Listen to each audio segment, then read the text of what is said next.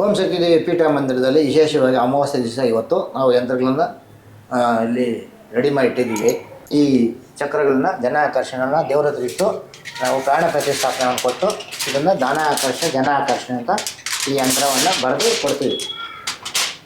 ಈ ಥರ ಇರ್ತದೆ ಧನ ಆಕರ್ಷಣೆ. ಇದು ಕೈಯಲ್ಲೇ ಬರೆದಿರೋದಂಥ ಯಂತ್ರಗಳು, ರೆಡಿಮೇಡ್ ಯಾವುದಿಲ್ಲ, ಕೈಯಲ್ಲೇ ಬರೆದು ನಾವು ಒಂದು ಚಕ್ರ ಬರೀಬೇಕಂದ್ರೆ ಬೇಕಾದ್ರೆ ಮುಂದಿನ ವೀಡಿಯೋದಲ್ಲಿ ಕೈಯಲ್ಲೇ ಬರೆದಿರೋಂಥ ವೀಡಿಯೋಗಳನ್ನ ನಿಮಗೆ ಈ ವಿಡಿಯೋದಲ್ಲಿ ಕಳಿಸ್ಕೊಡ್ತೀನಿ ನೋಡಿ.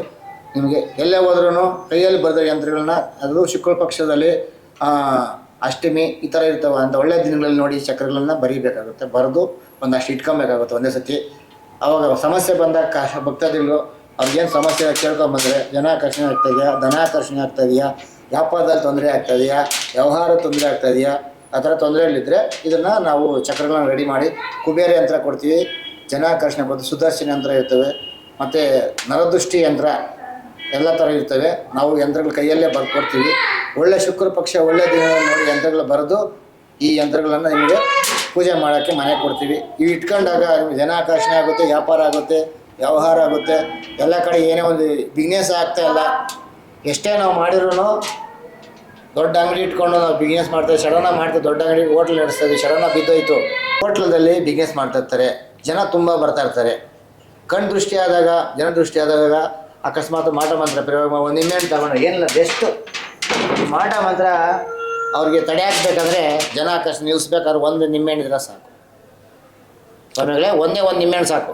ಇದ್ದಿದ್ದಂಗೆ ಯಾಕಪ್ಪ ನಮಗೆ ಜನ ಬರ್ತಾಯಿದ್ರು, ವ್ಯಾಪಾರ ಚೆನ್ನಾಗಿ ಆಗ್ತಾಯಿತ್ತು, ಇವತ್ತು 2000 ರೂಪಾಯಿ ಆಗೋ ಕೂಡ ಕಷ್ಟ ಆಗ್ಬಿಟ್ಟಿಲ್ಲ, ಏನು ಹೇಗಿದೆ ಯೋಚನೆ ಮಾಡ್ಕೊಂಥ ವ್ಯಕ್ತಿಗಳಿಗೆ ಎಲ್ಲೇ ಇರಲಿ, ಯಾವುದೇ ಮೂಲೆಗಿರಲಿ, ನೀವು ಕರ್ನಾಟಕದಲ್ಲಿ ಬಂದು ಈ ಚಕ್ರವನ್ನು ನಾವು ಕೊಡ್ತಾಯಿದ್ದೀವಿ. ಅದರಂತೆಯೇ ಪ್ರಾಣ ಪ್ರತಿಷ್ಠಾಪನೆ ಮಾಡಿ ಚಕ್ರವನ್ನು ಕೊಡ್ತೀವಿ. ಅದರಂತೆಯೇ ಒಂದು ಅಷ್ಟೊಂದು ತೀರ್ಥೈತೆ ಕೊಟ್ಟು ಈ ಚಕ್ರವನ್ನು ಪಡ್ಕೊಂಡು ನಿಮ್ಮ ಸುಖ ಜೀವನವನ್ನು ನಡೆಸಬೇಕಂತ ನಾವು ಅಮ್ಮನಲ್ಲಿ ಆಶೀರ್ವಾದ ಮಾಡಿ ನಿಮಗೆ ಈ ಚಕ್ರವನ್ನು ಕೊಡ್ತೀವಿ. ಹಾಗೆ ಈ ಮಾಡಬೇಕಾದ್ರೆ ನಿಮ್ಮ ಗೋತ್ರ, ನಕ್ಷತ್ರ, ನಾಮ ಪ್ರತಿಯೊಂದು ಜಾತಕಾಲ ಚೆಕ್ ಮಾಡಿ ಪ್ರತಿಯೊಂದು ಇದರಲ್ಲಿ ಯಂತ್ರ ಬರೆದು ನಾವು ನಿಮ್ಗೆ ಕೊಡ್ತೀವಿ. ಹಂಗೆ ಕೊಟ್ಟಾಗ ನಿಮಗೆ ಈ ಚಕ್ರವನ್ನು ನಿಮಗೆ ಕೆಲಸ ಮಾಡ್ತದೆ. ಇಲ್ಲದ್ರೆ ಯಾವುದ್ಯಾವುದೋ ಕೊಟ್ಟರೆ ಅಂಗಡಿದಲ್ಲಿ ತೊಗೊಬಂದು ಚಕ್ರ ಹಾಕ್ಬಿಟ್ಟು ತೊಳೆದ್ಬಿಟ್ಟು ಕೊಟ್ಬಿಟ್ರೆ ಅಂದ್ರೆ ಆಗೋದಿಲ್ಲ. ಇದಕ್ಕೆ ಒಂದು ನಿಯಮ ನೀತಿ ಇರ್ತವೆ, ಪ್ರತಿಯೊಂದನ್ನು ಅದನ್ನು ಪಾಲಿಸಲೇಬೇಕಾಗುತ್ತೆ. ಪಾಲಿಸಲಿಲ್ಲ ಅಂದರೆ ಕೆಲಸ ಮಾಡಲ್ಲ, ಪಾಲಿಸಿದ್ರೆ ಕೆಲಸ ಮಾಡುತ್ತೆ. ಈಗ ಇದು ಇಟ್ಕೊಂಡ ತಕ್ಷಣ 3 ದಿನದೊಳಗಡೆ ನಿಮ್ಮ ಜನ ಆಕರ್ಷಣೆ ಜನಗಳು ಮುಂಚೆ ಹೆಂಗಿದ್ರೆ ಹಂಗೆ ಕಂಟ್ರೋಲು ಆಗಿರೋದನ್ನ ಒಬ್ಬೊಬ್ಬರೇ ಬರೋಕ್ಕೆ ಶುರು ಮಾಡ್ತಾ ಇರ್ತಾರೆ. ನಾನು ಮುಂದೆ ನೀನು ಮುಂದೆ, ನೀನು ಮುಂದೆ ನಾನು ಮುಂದೆ ಅಂತ ನಿಮಗೆ ಆಶೀರ್ವಾದ ಆಗ್ಬಿಡ್ತದೆ. ಏನಪ್ಪ ಸಡನ್ನಾಗಿ ಹಿಂಗಾಯ್ತಲ್ಲ, ಇವಾಗ ಮತ್ತೆ ಜನ ಬರ್ತಾವ್ರಿ, ಪರವಾಗಿಲ್ಲ ನಾನು ಹೋಗಿ ಮಾಡಿಸ್ಕೊಬಂದಿದ್ದಕ್ಕೂ ಇದನ್ನು ತೊಗೊಬಂದಿದ್ದಕ್ಕೂ ನನಗೆ ಅನುಕೂಲ ಆಯಿತು ಅನ್ನೋದನ್ನು ನೀವೇ ಹೇಳ್ತೀರಾ.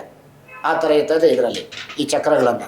ಸುದರ್ಶನ ಆಗಿರ್ಬೋದು, ಜನ ಆಕರ್ಷಣೆ ಆಗ್ಬೋದು, ಧನಲಕ್ಷ್ಮಿ ಆಕರ್ಷಣೆ ಆಗಿರ್ಬೋದು, ಯಾವುದೇ ಒಂದು ಪ್ರತಿಯೊಂದೂ ಆಮೇಲೆ ಮಕ್ಕಳಿಗೆ ಬಾಲಗ್ರಹ ಯಂತ್ರಗಳು ಕೂಡ ಕೊಡ್ತೀವಿ ಇಲ್ಲಿ ದೇವಸ್ಥಾನದಲ್ಲಿ. ಬಾಲಗ್ರಹ ಅಂದರೆ ಒಂದು ವರ್ಷದ 1 ತಿಂಗಳು ಮಗುವಿಂದ ಹಿಡಿದು 10ನೇ ಕ್ಲಾಸ್ವರೆಗೂ ಮಕ್ಕಳವರೆಗೂ ಇಲ್ಲಿ ನಾವು ಬಾಲಗ್ರಹ ಯಂತ್ರಗಳು ಕೂಡ ಕೊಡ್ತೀವಿ. ವ್ಯಾಪಾರಕ್ಕೆ ಕೊಡ್ತೀವಿ, ವ್ಯವಹಾರಗಳಿಗೆ ಕೊಡ್ತೀವಿ, ರಿಯಲ್ ಎಸ್ಟೇಟ್ಗಳಿಗೆ ಅಂಥವಕ್ಕೆಲ್ಲನೂ ಇಲ್ಲಿ ನಾವು ಯಂತ್ರಗಳನ್ನ ಕೊಡ್ತೀವಿ. ಪ್ರತಿಯೊಬ್ಬರಿಗೂ ಎಲ್ಲರಿಗೂ ಅನುಕೂಲ ಇದೆ, ನೀವು ಬಂದು ಮಾಡಿಸ್ಕೊಬೇಕಷ್ಟೇ. ಯಾವ ಕ್ಷೇತ್ರಕ್ಕೆ ಹೋದ್ರೆ ನಾವು ಪರಿಹಾರ ಆಗ್ತಾಯಿಲ್ಲ ಅಂತ ವ್ಯಕ್ತಿಗಳಿದ್ರೆ ಬರೋವಾಗಲೇ ಒಂದು ಕೂಸ್ಮಾಂಡ ಬಲಿಗೆ ಒಂದು ಕುಂಬಳಕಾಯಿ ತೊಗೊಂಡು ಒಂದು ತೆಂಗಿನಕಾಯಿ ತೊಗೊಂಡು ಬನ್ನಿ. ಈ ಯಂತ್ರ ನಾವು ತಗೊಳ್ಕೊಳ್ಬೇಕಂತಿದ್ದವರು ಪರಿಹಾರ ಮಾಡಿ ನಾವು ಕೂಸ್ಮಾಂಡ ಬಲಿ ಕೊಟ್ಟು ನಿಮ್ಮ ಎದುರಿಗೇನೆ ಪೂಜೆ ಮಾಡಿ ಈ ಚಕ್ರವನ್ನು ನಿಮಗೆ ಆವರಣೆ ಮಾಡಿ ಪ್ರಾಣ ಪ್ರತಿಷ್ಠಾಪನೆ ಮಾಡಿ ನಿಮ್ಮ ಕೈಲಿ ಒಂದು ಸತಿ ಕೊಟ್ಟು ಕಳಿಸ್ತೀವಿ. ಆವಾಗ ಇಟ್ಕೊಂಡು ನೀವು ಪೂಜೆ ಮಾಡಿ ನೋಡಿ, ನಿಮಗೆ ಜನ ಆಕರ್ಷಣೆ ಧನ ಆಕರ್ಷಣೆ ಚೆನ್ನಾಗಾಗುತ್ತದೆ, ವ್ಯಾಪಾರದಲ್ಲಿ ಅಭಿವೃದ್ಧಿ ಆಗ್ತದೆ. ಯಾವುದೇ ಯಂತ್ರ ಯಾರೇ ಒಂದು ಏನೋ ಒಂದು ಚಿಕ್ಕ ಮಾಡಿದ್ರೆ ಪ್ರಾಬ್ಲಮ್ ಆಗ್ತದೆ, ಪದೇ ನಾವು ಎಲ್ಲೋದ್ರೂ ನಮಗೆ ಇದಾಗ್ತಾಯಿಲ್ಲ ಅಂತ ವ್ಯಕ್ತಿಗಳಿದ್ರೆ, ಮಾಟ ಮಂತ್ರಗಳೇ ಜಾಸ್ತಿ ಆಗ್ತಂಥ ವ್ಯಕ್ತಿಗಳು ಜಾಸ್ತಿ ಇದ್ದರೆ ಅತಿ ಶೀಘ್ರವಾಗಿ ಓಂ ಶಕ್ತಿ ಪೀಠ ಮಂದಿರದಲ್ಲಿ ಪರಿಹಾರ 100% ಗ್ಯಾರಂಟಿ ಸಿಗ್ತದೆ. ಬಂದು ಪರಿಹಾರ ಮಾಡಿಸ್ಕೊಳ್ಳಿ. ಯಂತ್ರಗಳು ಕೂಡ ಕೊಡ್ತೀವಿ, ಮತ್ತು ಚಕ್ರಗಳು ಕೂಡ ಕೊಡ್ತೀವಿ. ಪ್ರತಿಯೊಂದು ನಿಮಗೆಲ್ಲ ಇಲ್ಲಿ ಸಿಗ್ತವೆ. ಆದರೆ ಯಾವುದಕ್ಕೆ ಏನು ಪ್ರಾಬ್ಲಮ್ ಇದೆ ಫಸ್ಟ್ ಮುಂಚಿತವಾಗಿ ಬಂದು ಚೆಕ್ ಮಾಡಿಸ್ಕೊಬೇಕು. ಫೋನಲ್ಲಿ ಫೋನ್ ಮಾಡಿಬಿಟ್ಟು ಅದಕ್ಕೆ ಇದು ಅಂತ ಕ್ವಶನ್ಸ್ ಕೇಳೋಕೆ ಹೋಗ್ಬೇಡಿ. ನಿಮ್ಗೆ ಏನೇ ಸಮಸ್ಯೆ ಡೈರೆಕ್ಟಾಗಿ ವಾಟ್ಸಪ್ ಹಾಕಿ ಇಲ್ಲ ಡೈರೆಕ್ಟಾಗಿ ಬನ್ನಿ. ಫೋನಲ್ಲಿ ಕೇಳ್ಬಿಟ್ಟು ಫೋನಲ್ಲಿ ಎಲ್ಲ ಹೇಳೋಕ್ಕಾಗಲ್ಲ, ಫೋನಲ್ಲೇ ಜಾತಕ ಹೇಳೋಕ್ಕಾಗಲ್ಲ, ಫೋನಲ್ಲೇ ಎಲ್ಲತ್ತೂ ಪರಿಹಾರ ಹೇಳೋಕ್ಕಾಗಲ್ಲ. ಪ್ರತಿಯೊಂದು ಬಂದು ಚೆಕ್ ಮಾಡಿಸ್ಕೊಂಡು ಯಾವುದಕ್ಕೆ ಏನು ಪರಿಹಾರ ಆಗಬೇಕು ಅದು ಕೇಳ್ಕೊಂಡು ಅಮ್ಮನಲ್ಲಿ 108 ರೂಪಾಯಿ ಕಾಣಿಕೆ ಕಟ್ಕೊಂಡು ಬಂದು ಪ್ರಶ್ನೆ ಇಟ್ಟು ಕೇಳಿದ್ರೆ ನಿಮ್ಗೆ ಕರೆಕ್ಟಾಗಿ ಏನು ಮಾಡ್ಬೇಕಂತ ಪ್ರತಿಯೊಂದು ತಿಳಿಸ್ಕೊಡ್ತೀವಿ. ಮುಂದಿನ ವೀಡಿಯೋಗಳಲ್ಲಿ ನಿಮಗೆಲ್ಲ ಪ್ರತಿಯೊಂದೂ ನಿಮಗೆ ಓಂ ಶಕ್ತಿ ಪೀಠ ಮಂದಿರದಲ್ಲಿ ಎಲ್ಲ ನಿಮಗೆ ಪ್ರತಿಯೊಂದೂ ತಿಳಿಸ್ಕೊಡ್ತೀವಿ.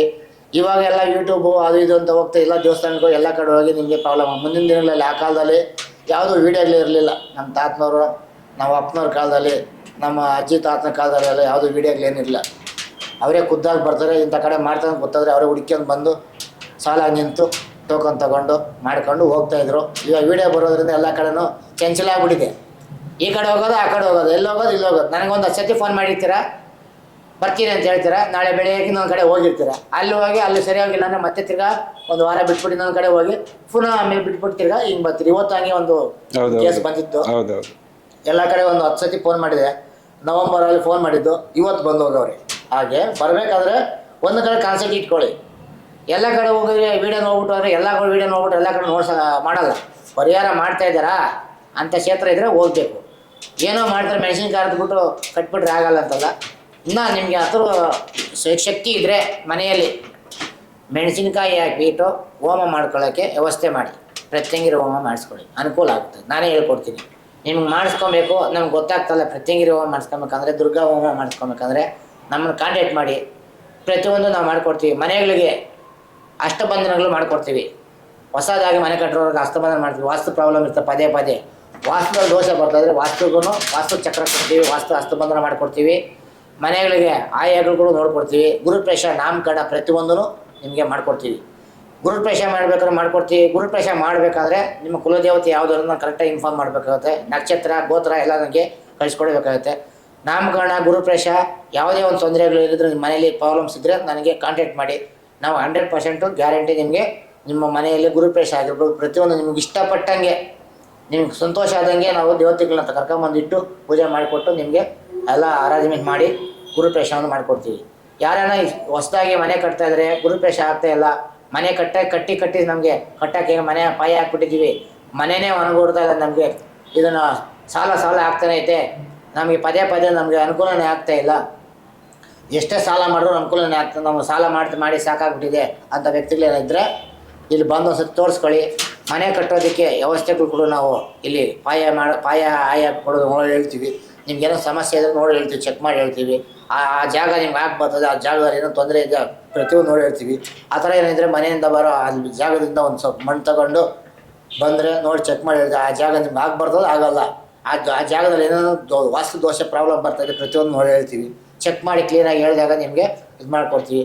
ಗುರುಪ್ರವೇಶ ಯಾವುದೇ ಒಂದು ಪ್ರತಿಯೊಂದು ಇದ್ರೂ, ಗುರುಪ್ರವೇಶ ಆಗಲಿ, ಲಕ್ಷ್ಮೀ ಪೂಜೆ ಆಗಲಿ, ಸತ್ಯನಾರಾಯಣ ಪೂಜೆ ಆಗಲಿ, ಏನೇ ಒಂದು ಪೂಜೆಗಳಿದ್ರೂ ನಾವು ಬ್ರಾಹ್ಮಣ್ಸು ಮಾಡಿಕೊಡ್ತೀವಿ. ನೀವು ಫೋನ್ ಮಾಡಿ, ನಾವು ಖಂಡಿತವಾಗಿ ನಮ್ಮ ಕಡೆಯಿಂದ ಓಂಶಕ್ತಿ ಪೀಠ ಮಂದಿರದಿಂದ ಬಂದು ನಿಮಗೆ ಮಾಡಿಕೊಡ್ತೀವಿ. ಖಂಡಿತವಾಗಿ ಮಾಡಿಕೊಡ್ತೀವಿ. 2 ದಿನ ಕಾಲ ಪೂಜೆ ಇರ್ತವೆ. ಸಹಕರಿಸಿ ಖುಷಿಯಾಗಿ ಸಂತೋಷವಾಗಿ ಮಾಡ್ಕೊಬೇಕು. ರಾಕ್ಷಸ ಹೋಮ ಇರ್ತದೆ, ರಾಕ್ಷಸಿ ಹೋಮ ಇರ್ತದೆ, ವಾಸ್ತು ಹೋಮ ಇರ್ತದೆ, ನಾರಾಯಣ ಬಲಿ ಹೋಮ ಇರ್ತದೆ, ಪ್ರತಿಯೊಂದೆಲ್ಲ ಪೂಜೆಗಳಿರ್ತವೆ. ಸುದರ್ಶನ ಹೋಮ ಇರ್ತವೆ. ನಿಮ್ಗೆ ಯಾವ ಥರ ಏನು ಬೇಕು ಪ್ರತಿಯೊಂದು ನಾವು ಮಾಡಿಕೊಡ್ತೀವಿ. ಇನ್ನೊಂದು ವಿಚಾರ ಏನಂದರೆ, ಈಗ ಜನವರಿಯಲ್ಲಿ ಡಿಸೆಂಬರಲ್ಲಿ ಪಿತೃಗಳ ದೋಷ ಜಾಸ್ತಿ ಬಂದಿದೆ. ನಾನು ಕಂಡು ಬಂದಂತಾನೆ ಎಲ್ಲ ಮನೆಗಳಲ್ಲಿ ಯಾರು ಪಿತೃಗಳಿದ್ದಾರೆ, ಪಿತೃಗಳಿಗೆ ಫಸ್ಟು ಗೊತ್ತಿದ್ದರೆ, ನೀವು ಏನೋ ತಪ್ಪು ಮಾಡಿದರೆ ಫಸ್ಟು ಪಿತೃಗಳಿಗೆ ಪ್ರತಿದಿನವೂ ಬಂದು ಏನೋ ನಿಮ್ಮ ಪ್ರೀತಿಯಿಂದ ಆಹಾರವನ್ನು ಪ್ರತಿದಿನವೂ ಮನೆ ಮೇಲೆ ಇಡೋದಕ್ಕೆ ಒಂದು ಆ ಕೆಲಸವನ್ನು ಮಾಡಿದರೆ ನಿಮ್ಗೆ ಅನುಕೂಲ ಆಗ್ತದೆ. ಪಿತೃಗಳಿಗೆ ಊಟ ಹಾಕಿದರೆ ನಿಮಗೆ ಸದಾ ಕಾಲ ನಿಮ್ಗೆ ಆಶೀರ್ವಾದ ಸಿಗ್ತದೆ. ಈ ಥರ ಎಲ್ಲ ತೊಂದರೆಗಳು ಏನೇನಿದ್ರೆ ನಿಮಗೆ ಯಾರಾದ್ರೂ ಏನೋ ತೊಂದರೆ ಆಗ್ತಾಯಿದೆ ಪದೇ ಅಂದರೆ ಪಿತೃಗಳಿಂದ ಸ್ವಲ್ಪ ತೊಂದರೆಗಳಾಗ್ತಾ ಇರ್ತವೆ ಕೆಲವೊಂದು, ಅದನ್ನು ನೀವು ಮಾಡಿ. ನಿಮ್ಗೆ ಅಷ್ಟು ಶಕ್ತಿ ಇದ್ದರೆ ಬ್ರಾಹ್ಮಣರಿಗೆ ಅಮಾವಾಸ್ಯೆ ಪೌರ್ಣ ಟೈಮಲ್ಲಿ ತರಕಾರಿ ಒಂದು 5 ಥರ, ಬೇಳೆ 1 ಹೊತ್ತು ಊಟಕ್ಕಾಗೋಷ್ಟು ಅವ್ರಿಗೆ ದಾನವನ್ನು ಕೊಟ್ಟು ಅವ್ರ ಆಶೀರ್ವಾದ ತಗೊಳ್ಳಿ. ನಿಮ್ಮ ಪ್ರೀತಿಯಿಂದ ಎಷ್ಟೋ ದಕ್ಷಿಣೆ ಕೊಟ್ಟು ಅವ್ರ ಆಶೀರ್ವಾದ ತಗೊಂಡ್ರೆ ಪಿತೃದಿಂದ ನೀವು ಕೊಟ್ಟಾಗ ಪುರೋಹಿತರಿಗಾಗಲಿ ಯಾರಿಗೆ ಆಗಲಿ, ಪುರೋಹಿತರಿಗೆ ಕೊಡಬೇಕಂತೇನಿಲ್ಲ, ಭಿಕ್ಷರಿಗೆ ಕೊಟ್ಟರು ಕೂಡ 1 ಹೊತ್ತು ಊಟ ಕೊಟ್ಟರೆ ಅವ್ರಿಗೆ ನಿಮಗೆ ಸ್ವರ್ಗದಲ್ಲಿ ನಿಮ್ಮ ಪಿತೃಗಳಿಗೆ ಊಟ ಸೇರಿದಂಗೆ ಆಗುತ್ತೆ. ಪಿತೃಗಳಿಗೆ 1 ಸತಿ ಊಟ ಕೊಟ್ಟರೆ, ನೀವು ನಿಮ್ಮ ಅವ್ರ ಹೆಸರು 1 ಸತಿ ಅವ್ರಿಗೆ ಊಟ ಕೊಟ್ಟರೆ ನೀವು ಅವ್ರಿಗೆ ಸ್ವರ್ಗದಲ್ಲಿ ವರ್ಷ 9 ಕಾಲ ಊಟ ಸಿಕ್ಕಿದಂಗೆ ಆಗುತ್ತೆ. ಮರ್ಯಾದೆ ಯಾರೇ ಆಗಲಿ ಪಿತೃಗಳಿಗೋಸ್ಕರಾಗಿ ಒಂದು ಸ್ವಲ್ಪ ದಾನ ಧರ್ಮವನ್ನು ಮಾಡಿ. ಇಲ್ಲಿದ್ದರೆ ನಿಮ್ಮ ಶಕ್ತಿ ಇದ್ದರೆ ಪಿತೃಗಳ ಹೆಸರಲ್ಲಿ ಆಶ್ರಮಗಳಿರ್ತವೆ, ಅಲ್ಲಿ ರುದ್ರಾಶ್ರಮ ಇರ್ತವೆ, ಅಲ್ಲಿ ಕೈ ಕಾಲು ಇರಲ್ಲ, ಅವರು ನೋಡ್ಕೊಳಕ್ಕಾಗಲ್ಲ ಅಂತ ತಂದೆ ತಾಯಿ ಬಿಟ್ಟೋಗಿರ್ತಾರೆ ಆಶ್ರಮಗಳಲ್ಲಿ. ಅಂಥ ವ್ಯಕ್ತಿಗಳಿಗೆ ನಾನು ಮರ್ಯಾದೆ ಹೇಳ್ತಿದ್ದೀನಿ, ಹೋಗಿ ಆಶ್ರಮಗಳಲ್ಲಿ ನಿಮ್ಮ ಕೈಲಾದಷ್ಟು ದಾನವನ್ನು ಆಶ್ರಮಕ್ಕೆ ಮಾಡಿ. ಒಂದು ಹೊತ್ತು ಊಟಕ್ಕಾದರೂ ಒಂದು ಹೊತ್ತು ಊಟಕ್ಕಾದರೂ ಮಾಡಿ, ಒಂದು ಹೊತ್ತು ಊಟಕ್ಕಾದರೂ ಮಾಡಿ. ಮಾಡಿದರೆ ನಿಮ್ಗೆ ಅನುಕೂಲ ಆಗ್ತದೆ. ಅವ್ರ ಹೆಸರಲ್ಲಿ ಪಿತೃಗಳಿಗೆ ಊಟ ಸೇರಿದಂಗೆ ಆಗುತ್ತೆ. ಕೆಲವೊಂದು ಆಶ್ರಮಗಳಲ್ಲಿ ಪಾಪ ತೊಂದರೆಗಳಾಗ್ತಾಯಿದೆ. ಕೆಲವು ಕಡೆ ಎಲ್ಲ ನೋಡ್ತಾ ಇದ್ದೀನಿ, ನಾನು ವೀಡಿಯೋಗಳಲ್ಲೆಲ್ಲ ನೋಡ್ತಾ ಇದ್ದೀನಿ. ಒಂದೊಂದು ಊಟಕ್ಕೂ ಪಾಪ ಅವ್ರಿಗೆ ಒಂದೊಂದು ಹಾಲಕ್ಕೂ ಪ್ರತಿಯೊಂದಕ್ಕೆ ಎಲ್ಲದಕ್ಕೂ ತೊಂದರೆ ಆಗ್ತದೆ. ನಿಮ್ಮ ಕೈಗೆ ಅಷ್ಟು ದಾನವನ್ನು ಮಾಡಿದರೆ ನಿಮಗೆ ಪಿತೃಗಳ ದೋಷ ಆದಷ್ಟು ಬೇಗ ಕ್ಲಿಯರ್ ಆಗ್ತೈತೆ. ಆಶ್ರಮಗಳಿದ್ರೆ ಆಶ್ರಮಗಳಲ್ಲಿ ಹೋಗಿ ನಿಮ್ಮ ಕೈಲಾಷ್ಟು ದಾನ ಮಾಡಿ, ಪಿತೃಗಳ ಹೆಸರು ಹೇಳಿಬಿಟ್ಟು ಅವರಿಗೆ ಅಕ್ಕಿ ದಾನ, ಅಕ್ಕಿ ಬೇಳೆ ಗಿಳಿ ಅಥವಾ ಕೆಲವೊಂದೆಲ್ಲನೂ ದಾನ ಮಾಡಿ. ನೆಕ್ಸ್ಟ್ ವೀಡಿಯೋದಲ್ಲಿ ನಿಮಗೆ ಪಿತೃಗಳಿಂದ ಏನೇನು ತೊಂದರೆ ಆಗಲಾಗ್ತದೆ, ಯಾವ ಥರ ದಾನ ಮಾಡಬೇಕು, ಅವ್ರ ಹೆಸರಲ್ಲಿ ಯಾವ ಥರ ದಾನ ಮಾಡಿದರೆ ನಿಮ್ಗೆ ಅನುಕೂಲ ಆಗುತ್ತೆ ಅನ್ನೋ ವಿಷಯಗಳನ್ನು ಮುಂದಿನ ವೀಡಿಯೋಗಳಲ್ಲಿ ನಿಮ್ಗೆ ಹೇಳ್ತೀನಿ. ಎಲ್ಲಿ ಯಾವುದೇ ಒಂದು ಆಶ್ರಮ ಕೊಡಿ ತೊಂದರೆ ಇಲ್ಲ, ಇದೇ ಆಶ್ರಮ ಕೊಡಿ ಅಂತ ನಾವು ಹೇಳಿಲ್ಲ. ನಿಮ್ಗೆ ಯಾವ್ದು ಪಕ್ಕದಲ್ಲಿ ಅಕ್ಕಪಕ್ಕ ಆಶ್ರಮ, ಯಾವುದೇ ಒಂದು ಅನಾಥಾಶ್ರಮಕ್ಕಾದ್ರೂ ಒಂದು ಹೊತ್ತು ಊಟಕ್ಕೆ ಕೊಡ್ಬೋದು. ಈಗ ರೋಡ್ ಮೇಲೆ ಬಿದ್ದೋಗಿರ್ತಾರ, ತಂದೆ ತಾಯಿ ನೋಡ್ಕೊತೀರ, ಬಿಟ್ಬಿಟ್ಟೋಗಿರ್ತಾರೆ, ಅಂಥವ್ರು ಕರ್ಕೊಂಡೋಗಿ ಪಾಪ ಅವರು ತಂದೆ ತಾಯಿ ಥರ ಸಾಕ್ತಾ ಇರ್ತಾರೆ. ಅವ್ರಿಗೊಂದು ಸಾಥ್ ಕೊಡಿ, ಒಂದು ಸಾಥ್ ಕೊಟ್ಟು ಅವ್ರಿಗೆ ಒಂದು ಹೊತ್ತು ಊಟಕ್ಕೆ ಅಷ್ಟು ಕೊಟ್ಟರೆ ಅವ್ರ ಹೆಸರಲ್ಲಿ, ನಿಮ್ಮ ತಂದೆ ತಾಯಿ ಹೆಸರಲ್ಲಿ ತುಂಬ ಪುಣ್ಯ ಬರ್ತದೆ ನಿಮಗೆ. ಆ ಪಿತೃದೋಷ ನಿಮಗೆ ಅತಿ ಬೇಗವಾಗಿ ನಿರ್ವಹಣೆ ಆಗಿಬಿಡ್ತೈತೆ. ಇದರಿಂದ ಪಿತೃಗಳು ಆನಂದ ಪಡ್ತಾರೆ, ತೃಪ್ತಿ ಪಡ್ತಾರೆ, ಸದಾಕಾಲ ಆಶೀರ್ವಾದ ಪಡ್ತಾರೆ. ಸರ್ವೇ ಜನ ಸುಖಿನೋ ಭವಂತು.